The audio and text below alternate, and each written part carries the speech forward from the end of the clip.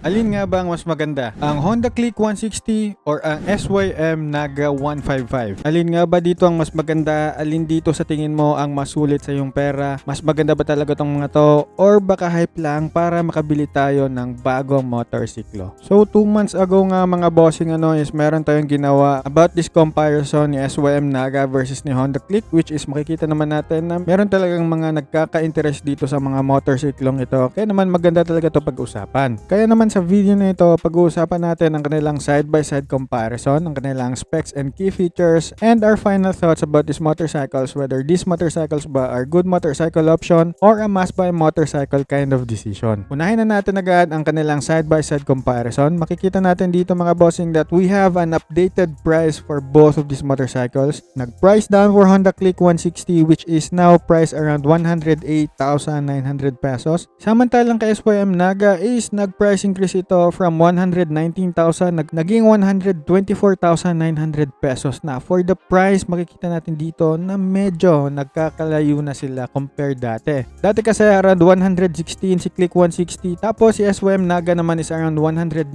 So ngayon, napakaganda ng competition, mapapaisip ka talaga alin yung mas sulit sa iyong pera. Ngayon, if ang pag-uusapan naman natin isang colorways nila mga bossing, meron tayong tatlong colorways for the Honda Click 160 and apparently meron na lang tayong 3 colorways for SYM Naga. We have white, gray, tsaka black for the Honda Click 160. Samantalang previously, meron tayong white, silver, black, tsaka matte green before kay SYM Naga. However, if titingnan mo yung website nila ngayon, meron na lang silang tatlo which is Mamba Green, white, tsaka silver. So nawala na yung silver colorway nila as of the moment for the SYM Naga. Ngayon naman, pag-usapan natin ang kanilang headlight. If makikita nyo naman, both have its own futuristic design but medyo mas mananaig dito para sa akin si Honda Click 160. Masasabi mo rin naman that both of this motorcycle has its own kind of taste. Ngayon naman yung sa rear headlights natin dito, naka-split design yung LED taillight natin dito kay SYM Naga. Kay Honda Click 160 is that napakaganda rin naman tignan ng kaniyang LED headlight.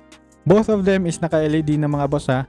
Ngayon naman sa instrument panel natin dito, naka-LCD digital display na dito si Honda Click 160 na may resemblance kay Honda Click 125. Samantalang kay SYM Naga 155 is meron siyang LED digital display na full color LED digital meter. And medyo may makikita kang difference dito when it comes to parang mga cellphone na LCD tsaka LED. Medyo may lamang dyan si SYM Naga. And if ang handlebar naman yung pag-uusapan natin dito mga bossing, makikita natin dito that the Honda Click 160 is casual na pang scooter handlebar talaga siya tignan. Samantalang kay SYM Naga naman mga bossing is more on the naked handlebar styling. So may pagkapormahan talaga si SYM Naga dito. So if forma wise, medyo mas maangas dito si SYM Naga. Ngayon naman sa category if meron ba silang keyless remote system, yes mga boss, meron sila both and maganda yan para sa ating mga Pilipino. Sa utility box naman mga boss, makikita natin dito na both motorcycle is merong capability na makapaglagay ng helmet. However, medyo mas malaki yung kay SYM Naga kasi may chance na magkasya yung full face helmet dito while kay Honda Click 160 is half face helmet lang. Tapos sa charging port naman, meron tayong charging socket dito both kay Honda Click 160 tsaka kay SYM Naga. Nasa may left na tuhod naman kay Honda Click 160 tapos sa may right naman kay SYM Naga. Dual USB port charger na nga pala tayo dito kay SYM Naga. Meron tayong USB-A tsaka USB-C. So pwedeng dalawa yung ma-charge mo dito sa motorsiklong ito. And if wheel type naman ang pag-uusapan natin dito, both motorcycle has mag wheels type na wheel type dito sa kanilang gulong. Ngayon naman if fuel tank ang pag-uusapan, meron tayong 5.5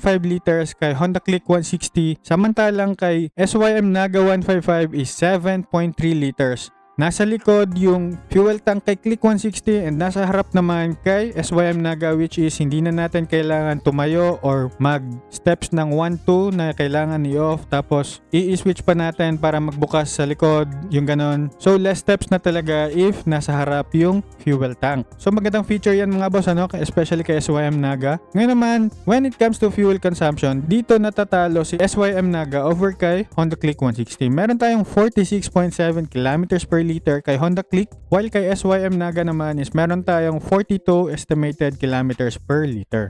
Yung displacement naman natin dito is that naka 160cc si Honda Click 160 while si SYM Naga 155 is meron siyang 149.6 cc, displacement, engine.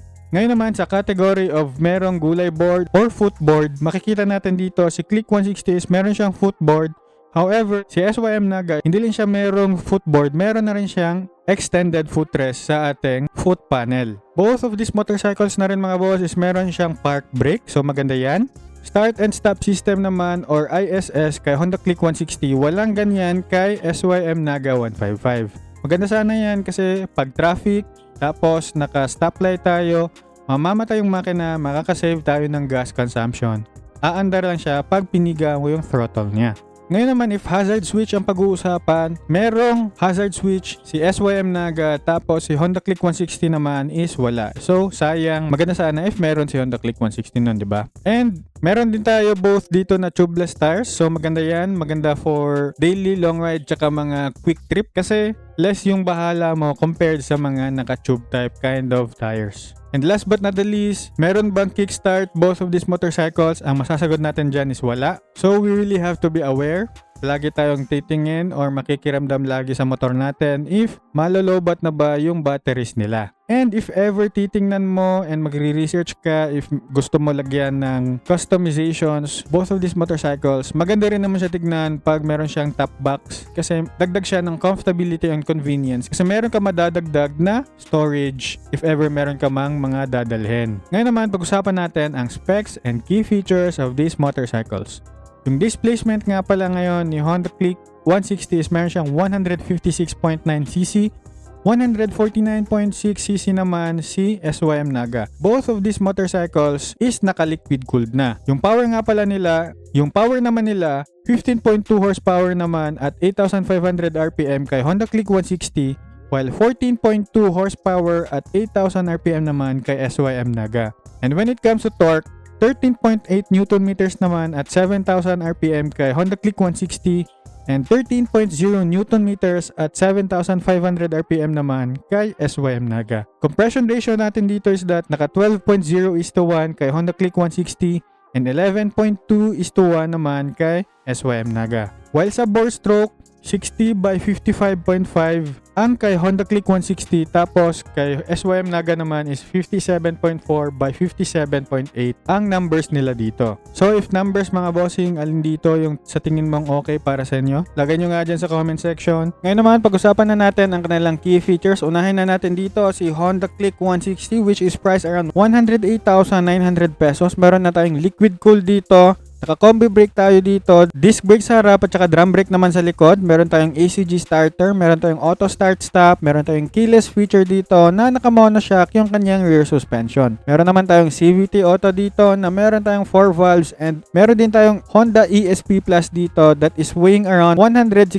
kilograms. Samantalang kay SYM Naga naman mga bossing, meron tayong liquid cool din pero naka-disc brake sa harap tapos naka-dual channel ABS tayo dito for the SYM Naga. Meron din tayong traction control support, meron tayong CVT auto, meron tayong smart key system dito, and naka-monoshock dito. However, mas maganda yung placing niya dito kay SYM Naga sa rear suspension niya over the Honda Click 160 na nasa left side lang. Samantalang kay SYM Naga is almost nasa middle ground na. So maganda siya tignan ang kanyang rear suspension. Meron din naman itong 4 valves in it and it is weighing around 140 kilograms and price around 124,900 pesos. So ngayon, mas makikita natin dito sino ang mas dominant, sino dito ang mas grabe yung specs compared to each other. Ngayon naman, pag-usapan natin yung kanilang dimensions. Si Honda Click 160 is merong 778mm sa kanyang seat height.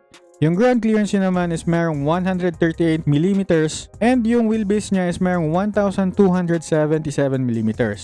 Yung gulong niya sa harap is merong 110 by 80 by 14 and 120 by 70 by 14 naman yung kanyang likod. Samantalang kay SYM Naga 155, meron siyang 800mm na seat height. So medyo mataas to. Tapos yung ground clearance niya naman is merong 125mm.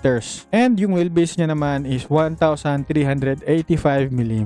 Medyo mahaba siya tignan si SYM Naga. Yung gulong niya dito is merong 120 by 70 by 13. Samantalang yung likod niya is 130 by 70 by 13. So depende na lang talaga sa'yo alin yung medyo mas napupusuan mo dito sa dalawang motorsiklong ito. Ngayon naman, pag-usapan na natin ang final thoughts dito regarding this motorcycle. If Is this motorcycle a very good motorcycle option or a must-buy kind of motorcycle decision ba tayo dito sa motorcyclong ito? So for me mga bossing, knowing that the price of Honda Click 160 is around 108,000 na lang and si SYM Naga is around 124,000 na, makikita mo dito na medyo talaga mas mapapaisip ka for the Honda Click 160. Not because mas maganda sa specs si SYM Naga, but because the pricing of Honda Click 160 is much more attractive na compared sa price niya before. Mas worth it na kasi siya tignan ngayon for the price to value ratio kind of offer. Kasi nga 'di ba, wala siyang ABS, naka-drum brakes pa yung kaniyang likod na suspension, naka-monoshock pa, tapos maliit pa yung kaniyang underseat compartment. So maganda sana talaga yung mga much more improvement, tapos the price that is around on par na kay SYM Naga. Dun yung masasabi mong medyo mas magiging maganda talaga yung upgrade mo if you're looking for this kind of motorcycles. However, makikita natin dito that SYM Naga talaga is rising for the price to value kind of offer. Grabe talaga si SYM Naga mga bossing, and hopefully mas marami pang tatangkilik dito sa motorsiklong ito kasi maganda talaga siya tignan. Maganda din siya pang araw-araw kasi hindi lang siya pang forma. Meron ka rin makikita ditong utility na may balance pa rin all in all. So depende na lang talaga sa inyo alin dito yung sa tingin yung mas sulit sa inyo, especially sa mga pinaghirapan yung pera. But for me, Honda Click 160 ako dito kasi nga mas malapit, mas madali siyang makash, mas madali siyang pag-ipunan compared sa SYM Naga. Pero kayo ba mga bossing, alin dito sa tingin nyo ang mas maganda? Alin dito sa tingin nyo ang mas sulit sa inyong pera? Pakilagay nga dyan sa comment section and pag-usapan natin yan dyan. And if nagustuhan mo yung mga ganitong klaseng mga videos, you can follow me for more. Like this video na rin and make a comment down below if meron ka mga question or suggestion na pwede natin pag-usapan dyan together with the community. You can also support me by purchasing helpful products dyan sa mga affiliate videos ko, and always remember lang to ride safe